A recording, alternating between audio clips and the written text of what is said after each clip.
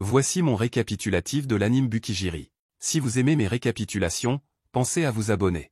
L'histoire commence lorsqu'Arajin, un air lâche et veule, s'entraîne à parler aux filles dans un miroir. Ailleurs, quelques gars se réveillent dans un sanctuaire après une longue nuit de beuverie, mais deviennent terrifiés lorsque quelque chose commence à trembler. L'un d'entre eux pense qu'il s'agit peut-être de la légende de ce qu'ils appellent une personne onquée qui est scellée là, mais ils ne restent pas longtemps pour le découvrir lorsqu'ils entendent un bruit de grognement.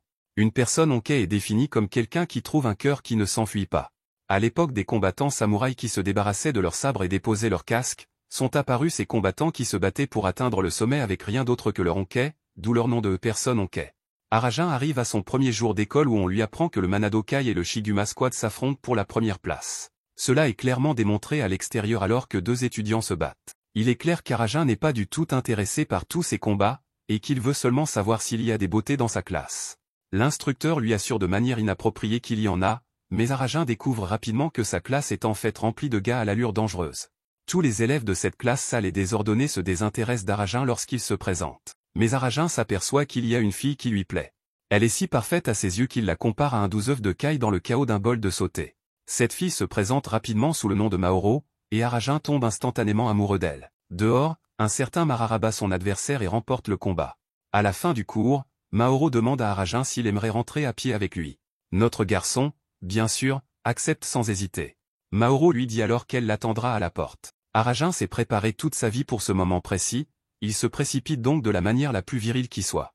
Mais un type à tête verte le fait trébucher, et son copain se joint à lui pour intimider Arajin. Arajin utilise le plus vieux truc du livre pour s'enfuir, mais il se heurte rapidement au mur de pierre qu'est Marara. Les autres brutes se rapprochent de lui, et Arajin se rend compte qu'il va se faire tabasser. À ce moment-là, Madara connaît déjà le nom d'Arajin, mais ce dernier ne le reconnaît pas. Arajin réfléchit longuement à son nom, même si son estomac commence à lui faire mal, et finit par se rappeler qu'ils étaient des amis proches lorsqu'ils étaient plus jeunes. Arajin était comme un grand frère pour Marara, et cette dernière ne pouvait pas être plus heureuse de le revoir après 5 ans. Marara explique à ses hommes de main qu'Arajin est son vieux copain et qu'ils s'entraînaient ensemble pour devenir des honkais. Il explique qu'Arajin a toujours été très fort, mais que les hommes de main ne le voient pas. Madara veut qu'il traîne avec eux, mais Arajin ne semble pas partager l'enthousiasme d'une nouvelle rencontre et s'en va. Arajin se dit qu'il n'a vraiment pas de chance de revoir Marara. Il se précipite pour rencontrer sa future femme, mais malheureusement, elle est partie depuis longtemps. Les abrutis de tout à l'heure mangent dans le restaurant où vit Arajin, et celui-ci raconte à sa mère curieuse qu'il a rencontré un bel œuf de caille. Arajin s'occupe de la cuisine pendant un moment et entend les gars parler de ce qui pourrait avoir été scellé dans le sanctuaire de la base de Shiguma. Le gars que Marara a battu s'excuse auprès du chef de son escouade d'avoir perdu. Il explique que Marara était étonnamment gentille, et le chef fait une blague sur le fait qu'il est tombé amoureux. Le chef arrête rapidement les rires en donnant un coup de pied au visage de ce type, et ce type avec un tas de piercings continue à savourer son repas. Le soir, Arajin pense à son passé avec Marara et au fait qu'il a regardé son ancien ami se faire malmener. Le lendemain, le pauvre professeur essaie d'enseigner à ce groupe de voyous, et Arajin se demande où est son béguin. Au déjeuner, il se prépare à manger son repas du cœur et est choqué de trouver Maoro à ses côtés. Maoro explique qu'elle sèche les cours et Arajin s'excuse de ne pas l'avoir rencontrée la veille. Elle s'en moque et lui demande maladroitement s'ils peuvent devenir amis. Bien sûr, Arajin saute sur l'occasion, et cette fille vraiment très pressée lui demande de passer du temps avec elle le samedi. Madara l'appelle d'en bas, et son ami à la tête verte se demande si Arajin est vraiment si fort. Madara explique qu'Arajin est fort, courageux et cool, et qu'il l'admire vraiment. L'écolo est clairement jaloux et ne comprend pas du tout. Boucle d'or remarque qu'Arajin parle à Maoro, il décide donc d'en parler d'urgence à Marara, mais la tête verte l'en empêche. Il pense que les choses seraient plus intéressantes de cette façon, et qu'il devrait simplement laisser la tradition de leur école se dérouler. Dans un magasin, Arajin se réjouit d'avoir choisi la pierre parfaite à sculpter.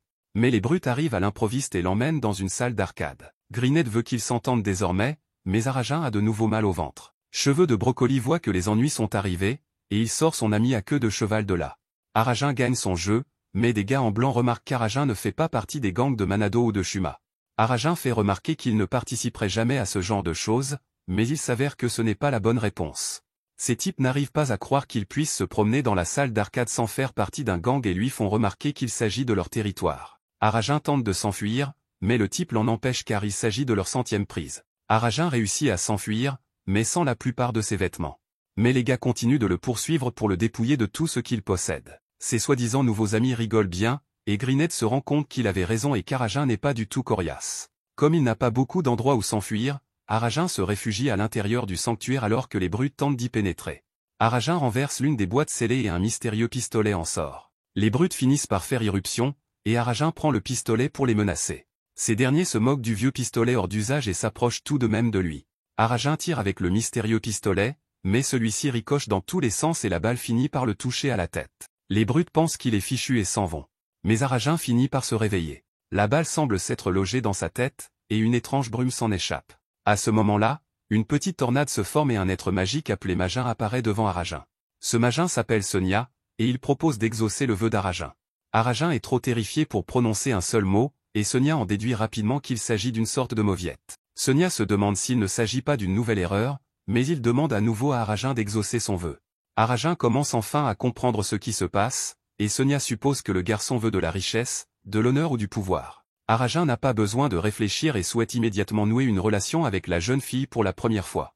Sonia comprend étonnamment pourquoi un jeune garçon comme lui souhaite cela et propose de fusionner avec Arajin pour que cela se produise. Arajin s'en va car il ne veut pas fusionner avec quoi que ce soit et apprend rapidement que personne d'autre ne peut voir Sonia. De retour auprès des hommes de main, il raconte à Madara la démonstration pathétique de la lâcheté d'Arajin.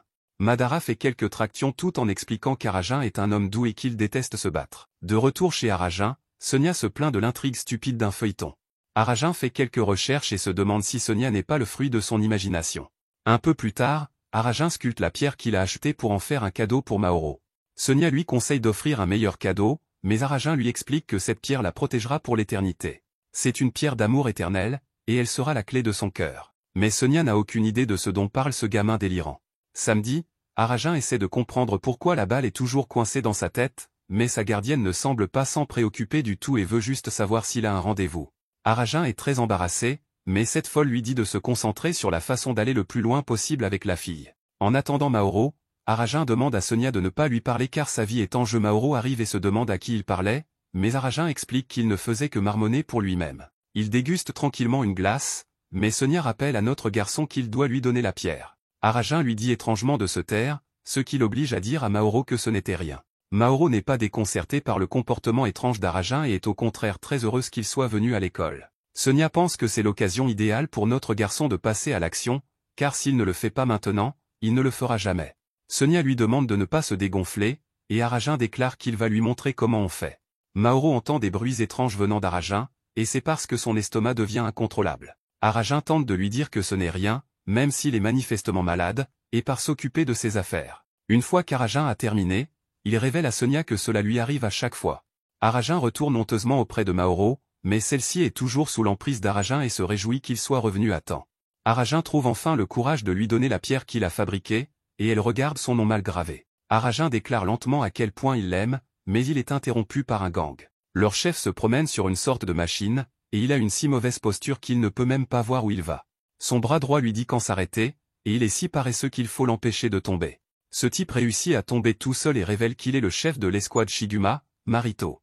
Arajin tente de sortir de là avec Maoro le plus vite possible, mais la veine de Marito lui sort de la tête. Maoro s'en aperçoit et demande à Arajin de se battre pour elle. Marito est devenu très sérieux, cependant, et furieux qu'Arajin ait osé poser ses mains sur sa petite sœur. Là-haut, Grined a appelé Madara pour le rencontrer et lui révéler qu'Arajin a de gros problèmes. Il se demande si Arajin s'en sortira vivant, et Madara se précipite, furieux, pour aider son vieil ami. En bas, Arajin se fait battre. Marito veut se battre, mais Arajin a déjà décidé que sa vie allait prendre fin car ce type va l'achever.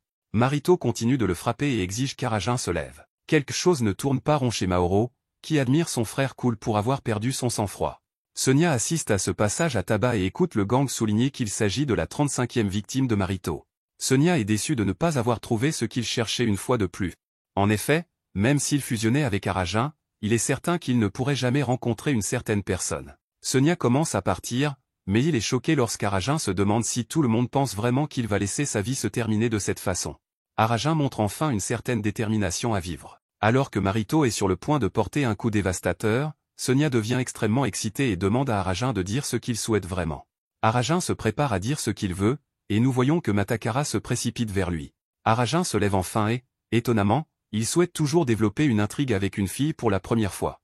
Cependant, cette fois-ci, le corps d'Arajin explose de puissance, et Sonia annonce Bukijiri. Arajin arrête le coup de pied de Marito, et alors qu'il prépare une contre-attaque, il devient clair qu'il a fusionné avec Sonia. Le biceps d'Arajin devient si énorme qu'il sort de sa chemise, et il donne un coup de poing dévastateur à Marito. Merci d'avoir regardé mon récapitulatif.